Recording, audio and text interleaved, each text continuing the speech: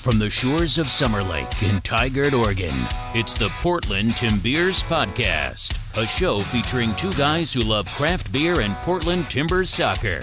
And now, here are your hosts, Jason and Gary. Tim Beers. I'm Jason. And I'm Gary. We're the Portland Tim Beers. We talk about soccer, beer, and pretty much whatever else we want. Huh? How you doing, buddy? Doing great. How about you? Good. Good. Just getting back on this thing we call a podcast bicycle. The old work schedule threw things off again. Yeah, things are booming. So, we got a lot on tap for everybody here today. So, we have a couple interviews. One with a ski resort or a ski place, Hurricane Ridge. And the other with a tap room in town. A pretty awesome tap room, might I say. Yes, so, it really is. The Nebulous Tap Room out in Beaverton. So, and what are we drinking? We're drinking a Beachwood Mocha Machine Imperial Coffee Chocolate Porter. Mocha Machine. Yeah. I'm thinking of that Love Machine song. Of course you are. So it's a Mocha Machine. What are you thinking of this bad boy? I'm not usually a big coffee guy, but this one's actually a really good blend. Really good blend. Yeah, I'm impressed. Yeah, it's not overly coffee, but it's kind of got a milky lactose, kind of a chocolatey coffee thing going on. Digging it. I picked this up over, I believe, at John's. And little can here. Thought we'd give this thing a whirl. And then I got something special for us here in a few minutes. Special. Oh, boy.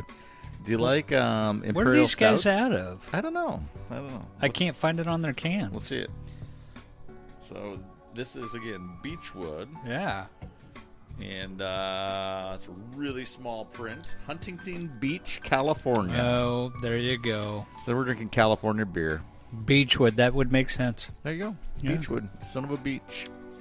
That's what it is. Son of a beach. So, all right. Well, where do we start? We going skiing?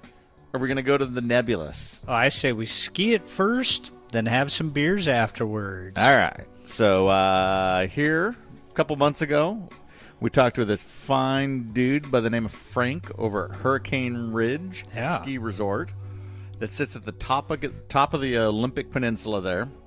And for those that know Port Angeles, there's a part of the Olympic Rainforest or the Olympic National Park that is called Hurricane Ridge. Yeah. There's a ski resort up there. And so about this time of year, they have a lot of snow and there's a lot of skiing going on. A lot. So let's see what Frank's got to tell us about the Hurricane Ridge ski area. This is Jason from the Tim Beers here, and we're here with Frank from Hurricane Ridge ski area up in the Olympics. I guess would you say it's northern Washington? But Frank, why don't you take some time, introduce yourself to the listeners, and tell us a little bit about your ski area. Well, my name is Frank, and like you said, I'm with the Hurricane Ridge ski area, and we are the farthest, most northwestern ski area in the United States, the contiguous United States, I should say. Located just 17 miles from the beach in Port Angeles. Fantastic. So, I've been to Port Angeles. I made the cruel mistake when I was brand new newlywed. My wife said, hey, I want to go stay in Port Townsend. I didn't really know the difference between Port Townsend and Port Angeles.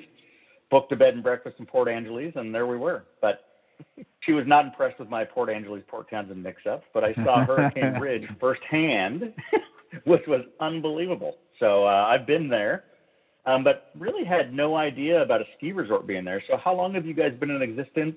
And then tell us a little bit about how many lifts you've got, how many acres you have of skiing. Well, the ski area where it is right now has been around since, I believe, 1958. That was the year the Hurricane Ridge Road was built. It was also existent in Deer Park, which is across the valley before Olympic National Park was made. And then they just moved the whole ski area from one mountain to the other. Currently, and forever on, we have 3 lifts, 2 rope tows and a pommel lift. And those are our entire lifts.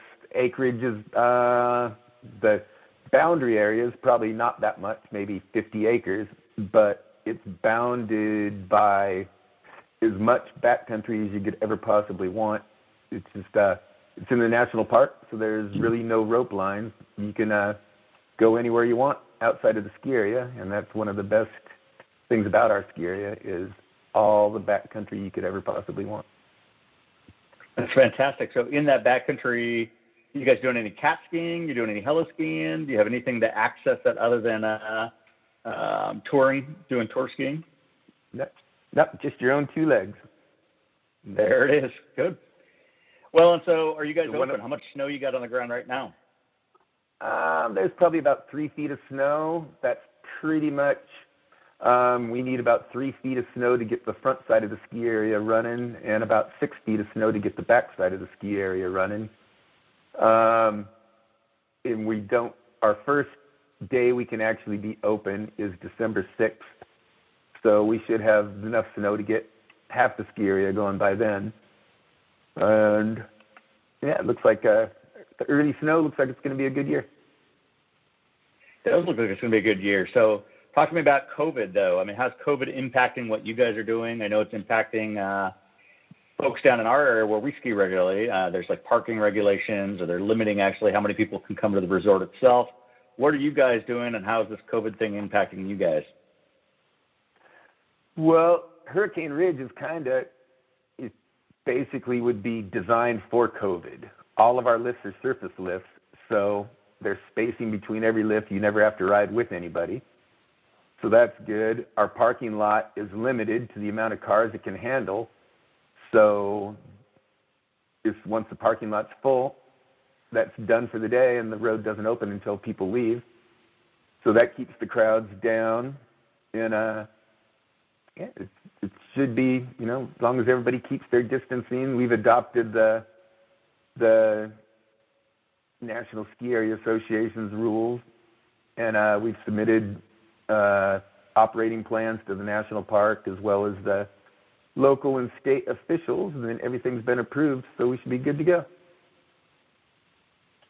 So you guys are saying that December 6th, you guys open officially. Is that like a National Park Service rule? No, that's just the day we want to open. The national park starts winter operations the day after Thanksgiving, so technically we could start operating that weekend, but usually there's not enough snow, so we try to do the first week of December, and whenever the snow's ready to go, we're ready to go. Cool. How late do you guys generally stay open? So how late in the season? We're open until the last weekend in March. As far as you guys' lift ticket prices, what are you looking at for a ticket to ski at Hurricane Ridge? Standard all lift tickets, $45. You can get what's called an intermediate ticket, which is our rope tow ticket, and that's $35. And we also have a beginner bunny lift ticket that's $15, I think. And basically, to get all the vertical, you can do that with a cheaper lift ticket because Hurricane Ridge is kind of an upside-down ski area. So with that intermediate ticket, it takes you up to the ridge line, and then from that ridge line, you can drop down 3 ways. One way would be right back to the bottom where you started. Another way would be down to the palm lift.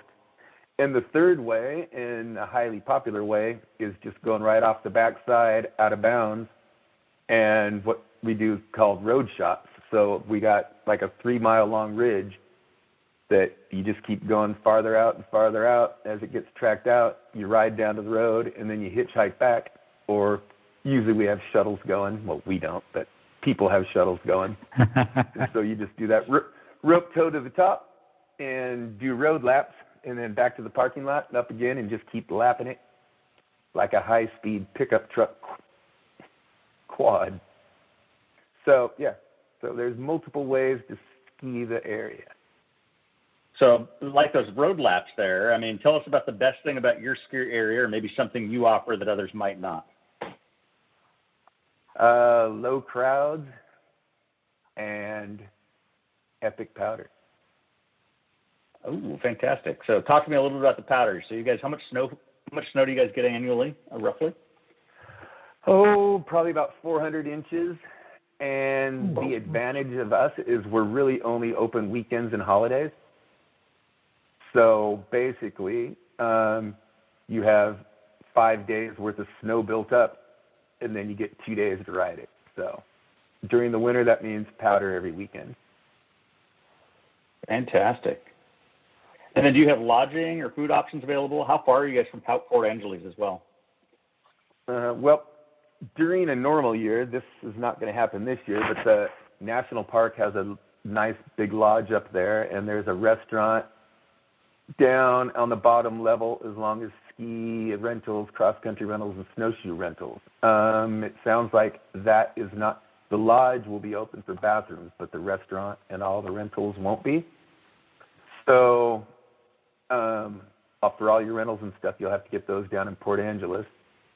And Port Angeles is only about 15 miles away. It's kind of like a Wenatchee Bend type setup. So there's not much going on at the ski area. But down below, you got a full city with hotels, bars, pubs, restaurants, and everything you possibly need just down the bottom of the hill. Fantastic. So we're a beer podcast. Traditionally, we delve into the world of skiing, and we certainly do our bit on soccer. But you guys have partnerships with pubs? Do you have beers named after your lifts or about your ski area? I mean, talk to us a little bit about that. As far as I know, we don't. But maybe we should talk to the guys down at Bar Hop and have them name one after us. There may be one. Who knows? But, heck yeah! There's definitely a couple good bars that brew their own beers, plus have everything available from the Northwest and around. But yeah, I think we better get some Hurricane Ridge beer going. That'd be great. Yeah. Sounds like a plan. So who's the most famous person you've had at your ski resort? Who's the famous person that's skiing all the time there, or maybe just popped in one time? Oh, shoot. I don't know. Basically, everybody's famous because when you come and ski at Hurricane Ridge, you're riding in the Olympics. And so every single person that skis or snowboards gets to say they've skied in the Olympics. So you're all famous. Best answer. Total best answer. You definitely need a beer named after your ski area. So cool. And then so we're interested in this Indy Pass. So tell us about your relationship with the Indy Pass and what that is and how that helps out your resort. Well, the first time I heard about the Indy Pass, I said, ooh, we're perfect for that. So I immediately sent an email, and they said, yeah, we can, they said they've heard about us from a couple of the other ski areas that are on it. And so we were involved with it the first year and started off kind of slow, but by the end of the season last year, we were getting quite a few Indy Pass visitors. And by March, we were getting a lot of them. And then we had to shut down because of COVID. But we're getting tons of emails from people from out of town asking about lodging and hotels. And for some reason now they think we're like a large destination resort just because we're part of the Indy Pass. But it's working out good for us. I think. We're kind of a strange little area, but it's an epic little area. So when people come, they're not disappointed. Yeah, no, I mean, gorgeous area, beautiful national park. I've actually done it through and through. They're in the park itself, so unbelievable terrain. So definitely I'm going to have to check this one out, and I would encourage listeners to check this out. Do you, as far as a skier, do you guys offer lessons to people, or is it a small enough area that they do not have a ski school? No, we have a full ski school. And we do tons of lessons. So, yeah, we got that. Fantastic. I was just going to say, it's surprising we get a lot of people that actually even take the ferry and come over from Seattle just so they can get a nice, affordable lesson without the millions of people around at the Seattle ski areas. Right. Well, I think that's huge. So, I mean, does your lot fill up quite often on the weekends, or is there always a little bit of room? Well, that's our biggest curse and our biggest blessing. It's a big curse because I tell everybody they open the gates in the national park at 9 o'clock in the morning. So if you're not there by 10 o'clock, you're basically going to wait till the afternoon till the road opens up again, because our parking lot only holds 275 cars. As long as you're there at 9, you're golden. If you're there late, you snooze, you lose. Wow. How are the lift lines when it's busy like that? The lift lines are never that bad. Sometimes you get a 10-minute wait when the palm is running, but everything moves pretty fast just because the rope tows are super fast. The palm lift runs fast, and the parking lot is small. So even if the parking lot's full, it's not usually that busy. On a busy day, we have 200 skiers. Excellent. And then are there shuttles coming up from Port Angeles as well? If somebody can't get in the parking lot, can they take a shuttle up? Well, in a normal year, there is a bus. The bus won't be running this year, so that's a problem. Yeah, well, I mean, it's good every year except for the COVID years, but again, something for people to look as an option when we start to normalize, hopefully. So. Yeah, if it was a regular year, there'd be a bus that comes up in the morning and another one in the midday. So 2 times a day shuttle. Bonus. Good. All right, man. Well, we appreciate the interview and your time that you spent with us talking to us a little bit about Hurricane Ridge. So, Frank, thank you, man. Thank you for having us. Enjoy some beer. All right. Big thanks to Frank over at Hurricane Ridge Ski Area. I was just looking at the webcam and the snow depth up there. They have got about 200 inches of snow. 9 inches in the last 24 hours. That's nuts. Yeah, crazy. And it said the road is closed today because of deteriorating conditions on the road. Imagine that. Go figure. Lots of snow. Lots of snow. We got to check that place out, man. Definitely. Got a pommel lift. Haven't been on a pommel lift in several years. Well, the thing that cracks me up is he's like, well, even on a busy day, 10-minute wait. Oh, yeah. 10 minutes? And the parking lot's full. It's a 10-minute wait. Cam was telling me that he was up at Bachelor this a week ago or 2 weeks ago. Yeah. And they had hour-long lift line. That's not even worth skiing. Nope. I would have went home. No. Fair weather skier, not waiting an hour. Think how many runs you're going to do if you have to wait an hour compared to if I wait 10 minutes. Yeah, I mean, that's not cool. Exactly. Well, Hurricane Ridge sounds awesome. And you know what? You can say you've been to the Olympics. Exactly. I'd wear a gold medal the entire time. Just walk around. I bet you would. Hey, what's that for? Oh, I skied in the Olympics. I was in the Olympics. Yeah. I'm currently in the Olympics. That's right. Every day I'd have a new new team. Like one day I'm from Austria, one day I'm from the U.S. Just all the ski gear I'm buying on eBay. Get all the old ski sweaters from all those nations. This is when I was in Montreal Olympics in 1976. You don't look that old. Well, I am. All right. Well, that was a great look at what's going on. And we recorded that 2 months ago, man. I can't believe it. We did. Yeah. The crazy thing is they still have a crap load of snow. Oh, yeah. Craziness. So.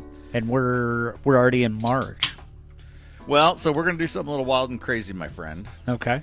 And so we haven't done a blind taste test in a while. We haven't. And I've got 2 beers. Okay. And I'm going to pour us a little sample of both beers. Okay. Already challenged here at pouring. So, pour challenged. Yeah, so, what we've got are 2 of our favorite styles of beer. Okay. Any ideas what that is? One would be a stout. No, it's the same style. Okay, so it's going to be a stout. Nope. What? These are IPAs. Oh, you dirty bastard. All right, so... Mm-hmm. 2 cans. 2 cans. Wrapped in foil. One is a hazy-ish looking IPA. Oh, yeah. One is a crystal clear IPA. And super bitter. One of these has no alcohol whatsoever. Really? And one of these, it has a lot of alcohol. Not a lot, regular. And so the challenge here is... So when you say non-alcohol, it's a non-alcoholic IPA. Non-alcoholic IPA. Like truly a non-alcoholic. True story. Well, that'd be the non-hazy one. The non-hazy one? Why do you say that? I can tell by the head. Well, I just had the hazy one. Yeah, so did I. Couldn't really tell anything. It's not as bitter, but I can tell by the head on that one. It's got actual beer yeast and stuff. Which one do you like? That's a trick question.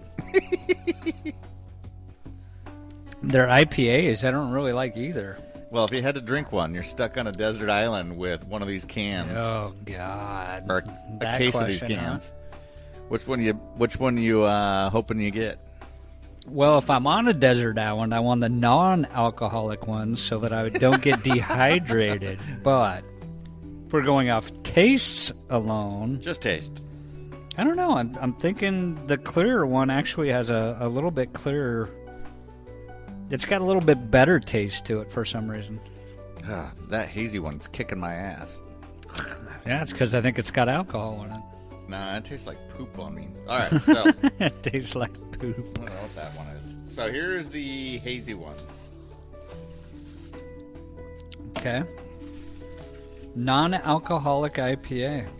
There you go. I'm really wondering what they put in it to get that head like that. Yeah? Well, I don't taste any of the booze necessarily, obviously, because there's no booze in it. Right. So this is Athletic Brewing Run Wild Non-Alcoholic IPA. Boy, I missed that by a mile.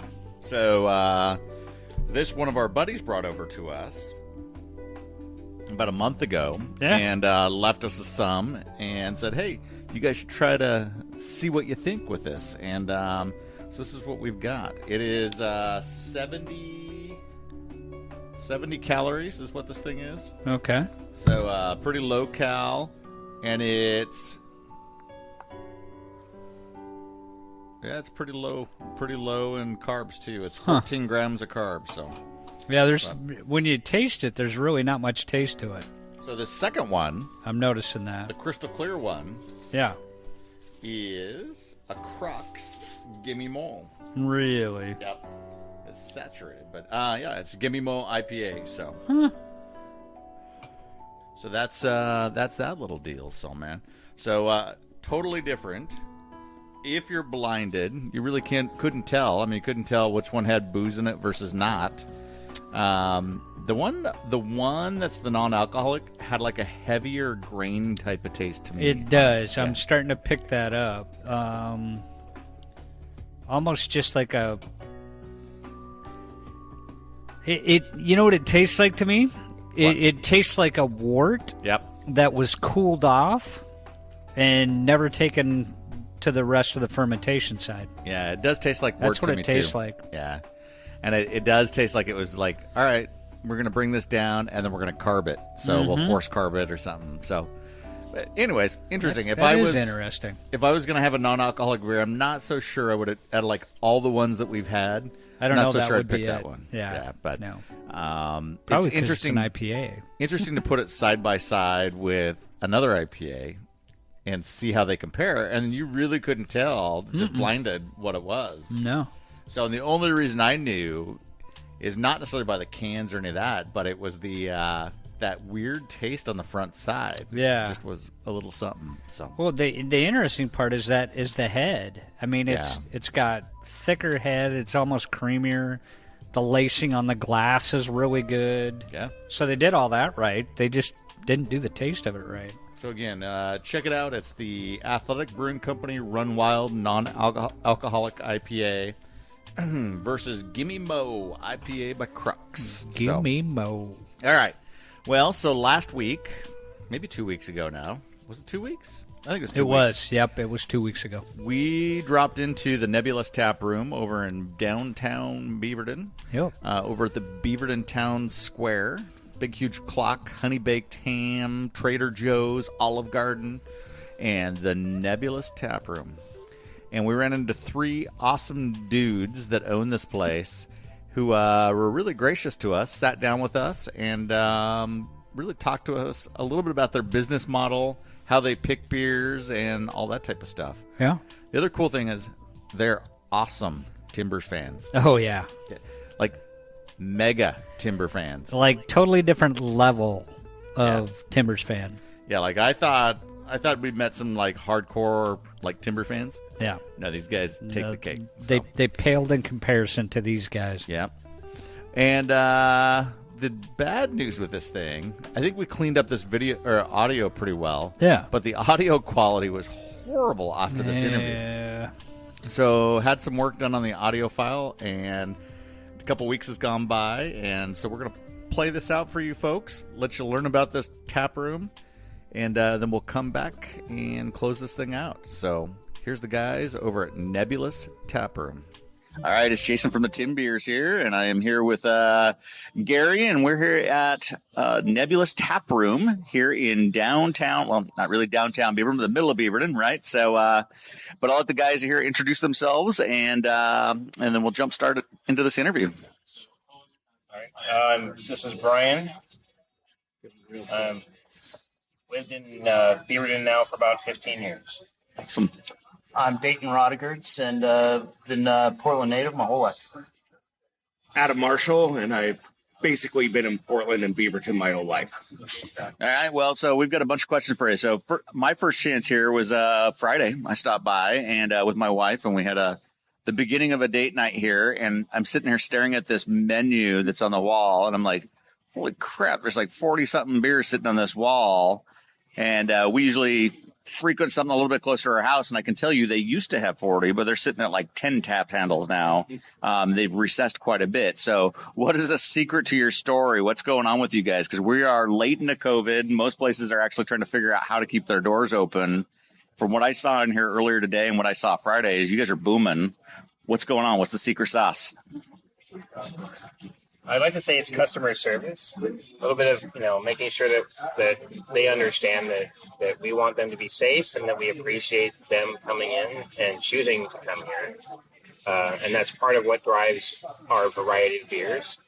We know that life is a variety. Yes, this is the Pacific Northwest, and we're known for IPA. But there's a lot of really great alternatives, whether that's cider or alt beers or pilsners, lagers, whatever. There's fantastic dark beers, and we know that everybody drinks everything, so you can't hamstring yourself. You've got to keep the variety going because that keeps everything flowing. Right. So oftentimes you're stuck with what the distributors give you. They give you a list of something, right? And you're like, all right, now I got to sort through this list and figure out what are my people going to drink, what's on sale that they're trying to burn through, and kind of filter that out. Tell me about beer selection. What are you guys doing? So I get varieties there, and in the forefront of your mind, varieties there, but I'm looking at this thing. I don't see a third IPAs, a third black. I mean, I see a lot of great beers that I'm not finding anywhere else. How do you guys select beer? There's a lot of levels to this. One is we all agree on every single keg that we bring in. Wow. And so there's 48 kegs, and so each one we all have to agree on. 2 people really like it, but the third guy's like, I don't think this will work for a customer base, or it's not for me. Then we pass on it. And so it's just really important that everything that we pick is something that's important, and that requires us to use a lot of different distributors. It requires us to go a lot of independent breweries and build those relationships with those people and to get the best beer. And so that's the priority, and it takes a lot of work and time, and we think, we like to think it's a little bit of a differentiator. Fantastic. As I look around when we're in the actual tap room, there's a lot of sports memorabilia on the walls. There's a lot of music stuff that I'm also seeing like behind the bar. And each one of those has a story.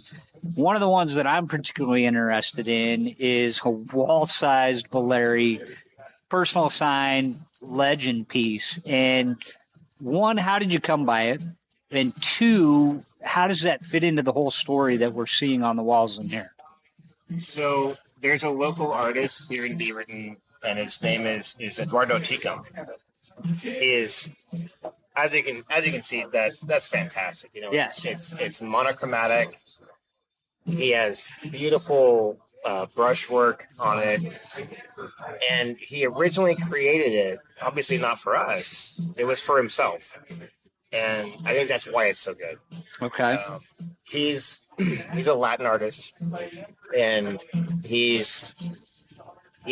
made this piece to kind of pay homage to Diego Valeri. Right. And he took it to the last match in 2019 when it was very uncertain whether or not Diego Valeri was even going to stay. Right. And so there's a lot of heartstrings being tugged at that point if you're a Timbers fan. Yeah. Because he is a legend. And it's incredible. He's a legend who's still playing. Right. He took it to that match, and he hung around, and he pulled some of his own magic strings, and managed to get Valeri to sign it.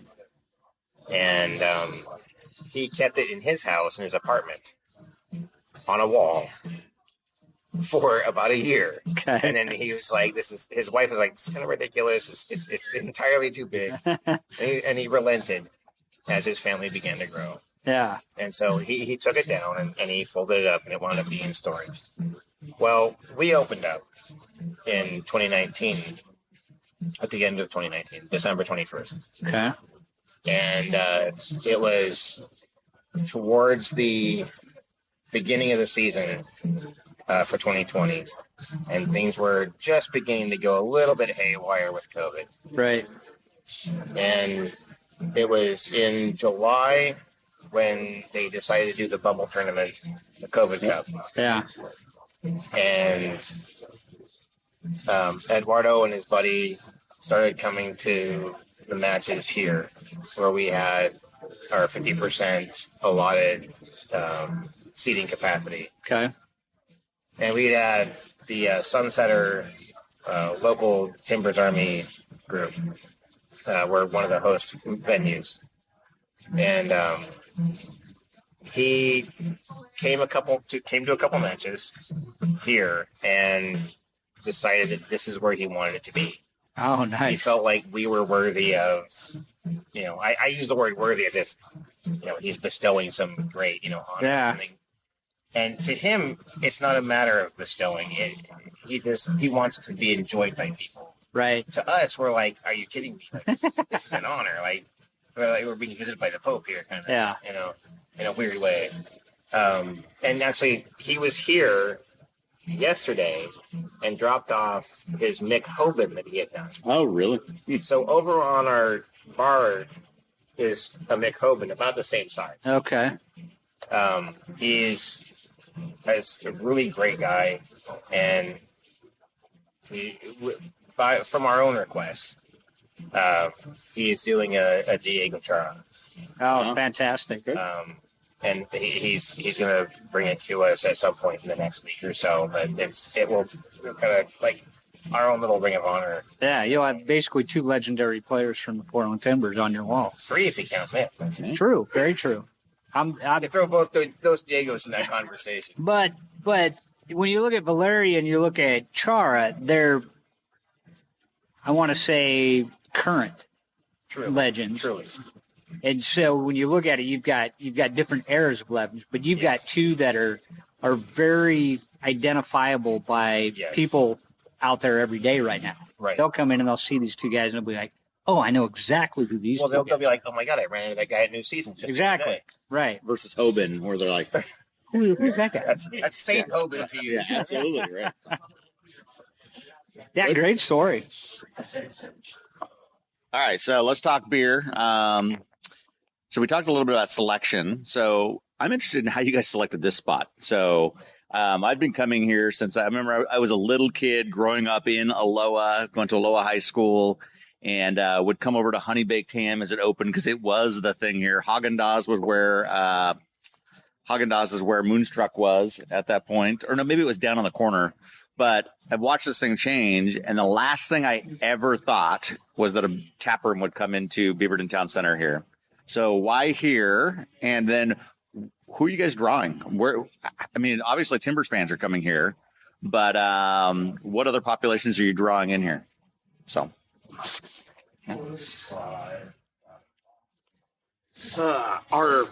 one of our big things was we don't want to have a kitchen. So we want people to be able to select any food they want to bring in.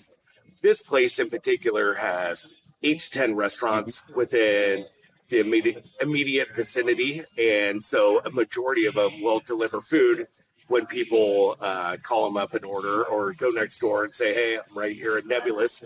Can you deliver it? Majority of them will say, for sure. So that was a big thing for us. Also, this parking lot is massive. Yeah. Fred Meyer draws a lot. Starbucks, in happier times, would draw a lot of people. The liquor store also. But a majority of the things was let's have a nice food selection. So that's one of our main things at the end of our bar. We have a bunch of menus there. And so people just order from that, say, hey, Nebulous, they bring it down. So that was one of the key points of this. Plus, Beaverton didn't really have a lot of options at the time when we selected this spot. So we're like, there's a hole in the market.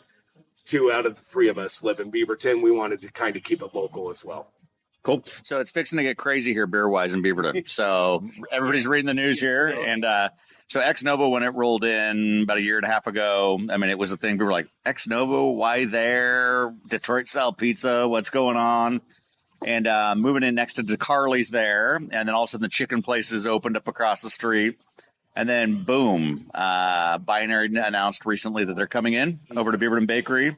And then on the backside of Ex Novo, somebody else is jumping in, opening a German beer hall style type thing.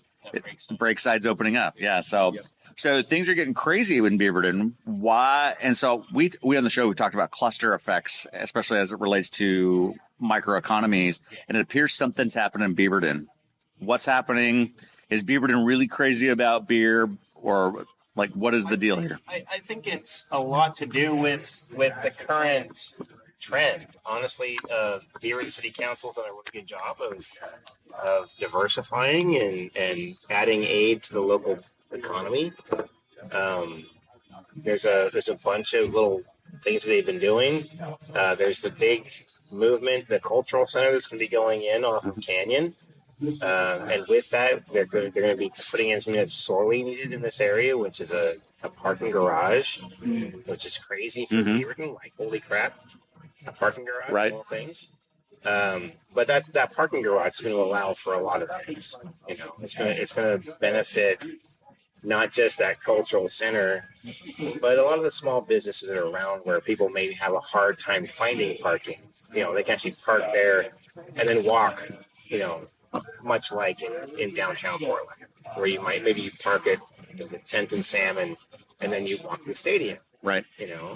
It's the same sort of effect. Right. And a lot of that is due to the Beaverton City Council. Yep. And Beaverton City Council has been very proactive. They hired, I think it started with Don Mazziotti, one of the economic guys that came in, they hired, and he's really responsible for kind of that redevelopment where Cracker Barrel is and some of that and changing that. And then you slowly watched as BG food carts and like all of this has started to be redeveloped. Yeah. There's this kind of this resurgence of things here in Beaverton. It's a big move.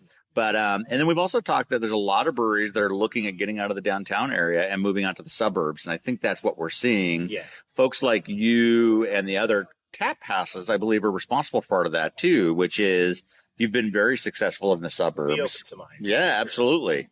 And so now the breweries are like, wait a minute, we can be out there and we can do it as well. And we've talked about people want to drink at their neighborhood bar. They want to have that place where they can have their beer, their Cooper Mountain beer, right? And they have that namesake. And you guys are allowing for that. How do you see that relationship with you and some of these breweries that are opening around you? Is that going to help you? Is that going to hurt you? Any concerns with that? I think, basically this industry is really, really friendly. It's like I've worked at a lot of other jobs in a lot of other industries, and it's just amazing like how everybody just wants to help each other out. And, it's just, we see brewers coming here all the time and they're like, hey, it's like, this is what I'm working on. Like, I want you guys to carry it. And so, we carry ex novo beers, all the time. And, it's just a good family of we're at a point right now where everybody can be successful at the same time. So I really look at it as just like, it's just a great industry to be in, be involved in.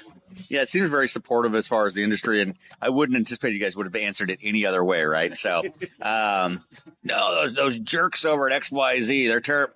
But ultimately, they need you guys to move kegs, right? And so they're going to support you, and they want to see you successful. I think there'd be some sort of collaboration. So, but it is interesting, 2 blocks that way, right? Again, is where the new binary is going, and it's interesting they chose that particular spot. Right, but it's just, again, fascinating cluster effect going on here in Beaverton, so that's kind of cool. Right. And you guys are in the middle of it, flat out. So what is next for you guys? So, I mean, you've got this awesome space here, tons of timber stuff. You talked about food, how you're not really interested in food. Where do you see Nebulous Tap Room in 5 years? Well, I think the thing that we're working on right now is just continuing to expand the events. I mean, one of the big things that was important to us was not just to get a space where, a big parking lot, had food and everything, but we have 3,500 square feet here of completely usable space. And so we do trivia here, we do timbers matches here, we do blazer games, and we're just going to continue to expand the events and just kind of get that neighborhood feel out of having all these different things that people can take a part in. We had game night before COVID. Tap takeovers. Tap takeovers are big here too. So it's just really, you can do that 7 days a week, let's have that sort of stuff. So we got a good start before COVID started, and we have our first event post COVID singo on March 1st with Stump Down at Graham, who's been a great partner for us. Ever since we opened, he's been doing events, trivia events, and bingo and stuff. Yeah. Yeah. I've been to places where the trivia night's like amazing, right? Because there's this crowd that's drawn in by trivia night, and you're like, and we've actually tried to record on a trivia night, and we've been shushed by the crowd where they're like, shut up, get out of here. And I'm like, so who's responsible for the tunes, by the way? Because I'm listening to Stained. I'm looking at some of the signed stuff up here. I'm a big rock guy. Been to the Rock and Roll Hall of Fame multiple times.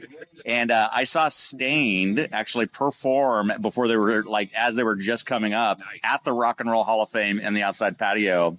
So this song, I was like, dude, this is the song they're playing. So you're responsible for the tunes.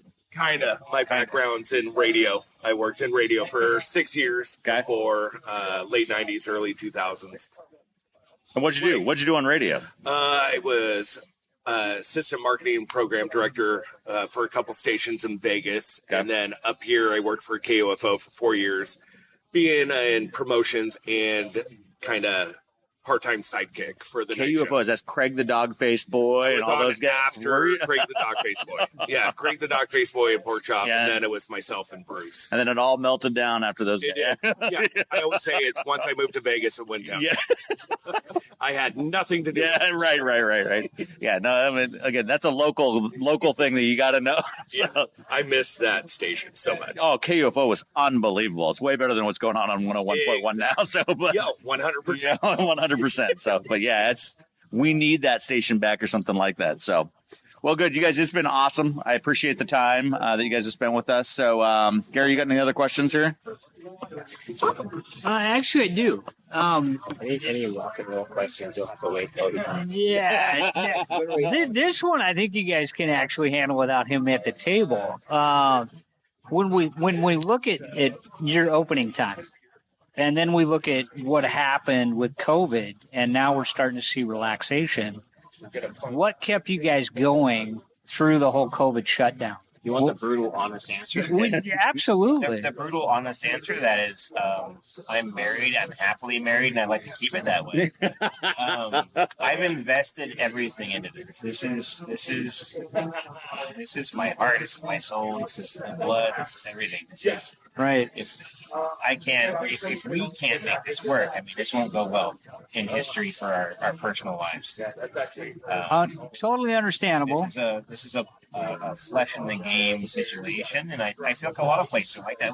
Anytime somebody goes into a small business situation, especially the tap room, which is a little bit of a niche market. Yes. It's you're really putting a lot out there, and you gotta win. The only way you win in anything is if you put your head down and go forward. So how did you guys make that work? How did you make that work, though? Knowing that you had to make it work, what steps did you put in place to make sure that business kept rolling in that door? Other than blind faith? Other than that, yes. Well, I mean, we were literally open every single day of 2020. There was maybe, was it Thanksgiving?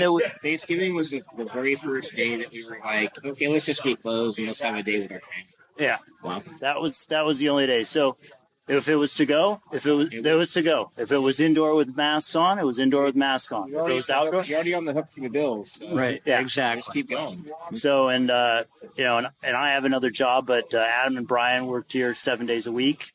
Most of the time we didn't have any other help. So we're talking 80, 90-hour weeks for those guys. So just exactly like Brian said, it's like you got to pay the bills, and the landlord's not going to be like, hey, don't worry about it, Right. Although we did get a lot of help from people. That's the other thing I would say. It's not just this industry, but people in general, like our clients. It's like throwing, just huge tips on a beer. It's just unbelievable.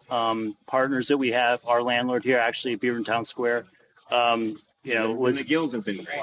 The McGills have been great. Very generous in some circumstances when we really need their help. So it's, you put your heart and soul into something, and then people really respond. Good. Well, again, thanks, guys. I appreciate the time. And again, if you guys get a chance, listeners, check out the Nebulous Tap Room. It's downtown Beaverton in Beaverton Town Center. I'm staring at a Papa Murphy sign and Fred Meyer's and Starbucks right here. I used to work as a paramedic, and so I'd park my ambulance right there by the Starbucks, and not so close to the brew pub, but over towards the coffee place. But check out this place. Fantastic place. Awesome beer selection. Amazing stuff. They've also got some other stuff up here. It looks like some sodas and some wines and some other stuff like that. So, but check them out. Downtown Beaverton, Nebulous Tap Room. Thanks, gentlemen. So much. All right. Huge thanks to the guys over at Nebulous, man. Pretty badass interview. Yeah. Probably one of the most challenging interviews that we've had, talking to Adam, Dayton, and Brian. Yeah. Loud rock music. Like awesome rock music playing in the background. 3 guys in a COVID environment that really 5 of us sitting around a table. Yeah, there were 5 of us. Trying to maintain some form of distancing, drinking beers, so masks were off. So you're trying to feel each other out and what the comfort space is. So a ton of background noise, but just awesome. It felt like we clicked with these guys, felt their vibe. Obviously Timbers fans, rock music fans, and awesome beer. What'd you think? I thought it was fantastic. You could tell those guys have poured pretty much everything into that place too. Like they were saying, they've poured their heart and soul into it, and you can tell. I mean, they care when you come in. They greet everybody there with a lot of respect. It's just kind of a really cool place to hang out. Yeah, totally. Yeah, and I'm looking at their tap list right now, and again, crazy tap list. I mean, we're talking 48 different things to pick from. Ciders, they've got seltzers, they've got some wine on. But really, as I'm scrolling through this, it looks like 36 taps of beer. And then it gets into the final, half dozen or so are roughly wines and ciders and root beer. So, right. But crazy mixture. I mean, everything from Arch Rock, State of Jefferson Porter, to, a Nitro, the Wild Nut Crushers on Nitro. Grains of Wrath is on here. 3 Mugs is on there. I know we saw Cooper Mountain was on there. They had some Varietal up in Yakima was on there. But yeah, crazy selection of beers. And again, it's not all IPAs and it's not all Imperials. It's like this mixture. They've got a great mixture. Yeah. Well, so Beaverton is popping like we talked about. And as we're jamming around, checking out Ex Novo and checking out all these other places, turns out Breakside's coming into town. Ooh. And they are going to go right behind Ex Novo and do a German beer hall style type place. Oh, so interesting. Big long tables, outdoor type thing, tents, and it'll be Breakside Brewing there.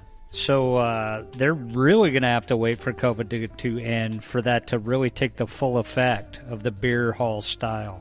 Yeah, I think so. It'll be interesting. But I mean, they'll have outdoor air, right? Sure, so yeah. That'll run with it. The other thing that's over there is I heard there's like another tap room that's like 99 taps or some ungodly things open over there. Wow. In that same area. And then we heard Binary Brewing's opening over in the old Beaverton Bakery space. Yeah. So a couple blocks away. But still, there's a nice little cluster thing going on in Beaverton. The synergistic effect. Well, so I was on Instagram a couple days ago. I'm not a big Instagram guy, but trolling around on it. And I saw one of the Portland beer guys was hanging out at Raindrop Tap Room. And so I'm like, where's this Raindrop place? Deb and I go out for pizza. We're shooting over to Ex Novo. Ex Novo's got a 90-minute wait to get in the doors. Holy smokes. Make a reservation, kids. So wow. We didn't do that, and so we had to wait 90 minutes. Yeah. But we were walking back to the car because parking matched that wait. I mean, it was crazy parking. Wow. And on our way back to the car, there's Raindrop Tap Room. And I'm like, what the heck? We got to jump in here. Yeah. And small tap room on the corner, sitting on Farmington Road there, kind of by the Dairy Queen / Beaverton High School. Okay. Same area as Ex Novo. And little corner place, some outdoor seating, a couple indoor tables. Stop in. Amazing tap list. Like, amazing. Like, stuff you're not... We talk about this, like, I feel like with every tap room, we're like, oh, how do you come up with this tap list? There's got stuff nobody's ever seen. Yeah. No, this place truly one-offs, like, flat out. And so I'm talking to the guy afterwards, and I'm like, hey, so, yeah, I mean, how do you pick the beers out? And we get to chatting. So I think we're going to meet with him and get him on the podcast coming up. So great. Learn a little bit about this tap house. It's a little rinky-dink small place, but the selection, craziness, pure craziness. So, awesome. Yeah, so it should be a good interview. Look for that one coming up soon. Kind of like profiling these little Beaverton places. Kind of fun. So yeah, and very definitely. I know we've got another 3 or 4 that are in discussions that we want to highlight. So, yeah. But certainly kind of fun and interesting. So what is going on homebrew-wise? Nothing. Nothing? Nope. But I think last time we talked, yeah, you were going to do like the coffee stout. Yeah, yep. I was going to do the white stout. The work schedule has messed that up 2 weeks in a row now. Oh. I need a good solid weekend to be able to pull that off. And I haven't had 2 days off in a row yet. Yeah. So I'm waiting on that. Yep. Craziness. But once that happens, the trigger will get pulled. And then it's going to go. Yeah, then it's going. Nice. Yeah. Nice. Well, good. Well, I've still got tequila fermenting. The mash fermenting. I bought some very specific yeast to ferment agave. Yeah. And I opened it up the other day, and it smells funky and rotten. Okay. Which is just about right for what I need. So, so we'll see how this goes. It did a pretty good job of fermenting it out. It took it from... I don't remember what the reading was, but it dropped it pretty well, but there's still a bunch of residual sugar in there. Yeah, so. You got to get rid of that somehow. Well. Or do you? No, I don't really. I just had to pull the alcohol off it, so we'll see how it goes. So, yeah, that'll be up. And then, you know what I was thinking is I had some pineapple Kolsch the other day over at the White Oak Tap House. Okay. And I'm like, I need to make my pineapple Kolsch. So I'm ordering some pineapple puree from Oregon Fruit, our buddies over there. Oh, yeah. Yeah, those guys are great. That way I can make that happen because I need some pineapple puree to make a Pano Kolsch. Yeah. And then that beer fridge I just filled back up, I'm going to have to empty back out to make space to cold crash the thing. There you go. So it's either that or I drink the beer out of it. But that's a lot of Imperial Stouts in there. That is a lot of Imperial Stouts. Yeah, you know, it's funny you bring up Pano, because I actually saw one of their distribution trucks the other day for the first time. A Pano distribution truck? Yep. Really? Yeah. Blew me away. Huh? I was shocked. Yeah, I saw them. They were doing a food collaboration on, like, KPTV Channel 12. Yeah? And, like, On the Go with Joe or Drew or whoever the guy is was sitting with them. And they were talking with the guys from Pano, and they said flat out, number one beer for them is the Pineapple Kolsch. Everybody raves about it. Yeah, you know where I saw them? Where? Up there in Progress Ridge. Oh, what were they doing? I'm not sure. I saw their van up in, I believe it was the New Seasons parking lot. Oh, they have Pano there. Yeah. No. I saw they have cans up there. Yeah. So they must have been dropping stuff off. You know, that's a whole different thing. We need to get the Beerly Making It guy, the beer guy that works at Whole Foods, on with us, because Whole Foods beer selection at this one here, absolutely is the worst beer place I've ever seen in my life. It is like the crappiest beer selection I've ever seen. It's horrid. Find out why it's that way. Well, we know the guy that's the buyer. It's this guy. He's on Instagram. He's Beerly Making It is what his thing is. Yeah. And I like the guy, but like we used to get like really all good the selection. Cutting edge beers were coming through there. Yeah. And I would always have like the brand new Abyss was being held off for me, or Bourbon County, like anything I wanted I could get, and that guy would have. And now it literally is a sucky beer selection. I wonder if it has anything to do with Amazon owning them. I don't think so, because I go over to the one over off of Boone's in Tualatin. Yeah. Awesome beer selection. Huh. Yeah, so I don't know what's going on, but all I know is it's always empty, and the stuff that's there is just crappy, like horrible selection. So, and I don't know what the deal is. We'll have to find that out. But I know New Seasons kicks ass. Oh, yeah. The New Seasons up by you in Progress Ridge, that beer selection, pretty lights decent. out awesome. Yep. Pretty decent. Digging that beer selection. So, all right, man. Well, so we awesome interview with Frank from Hurricane Ridge Ski Area. So check those guys out up in the Olympic Peninsula, Port Angeles area. We definitely need a road trip up there and hit that. Yep.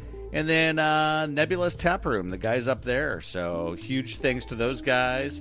Adam, Dayton, and Brian, you guys rock. We're going to come at you soon because the beer selection is too good to pass up. So if you're out in Beaverton, over in that Beaverton Town Center area, check those guys out. If you're a Timbers fan, check this place out. Yes, watch a game definitely.